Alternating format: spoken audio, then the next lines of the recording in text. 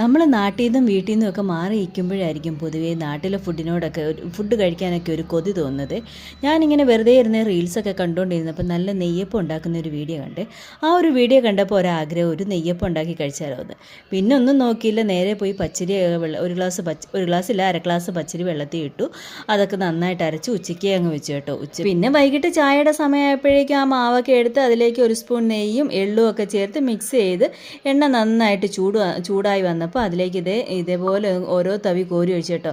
ആദ്യമൊക്കെ എനിക്ക് നല്ല ടെൻഷൻ ഉണ്ടായിരുന്നു. കുറേ നാൾക്ക് മുമ്പ് ഞാൻ ഇതൊന്നും ഉണ്ടാക്കി നോക്കിയതാണ്. അപ്പോൾ നന്നായിട്ടൊന്നും കിട്ടിയില്ലേ.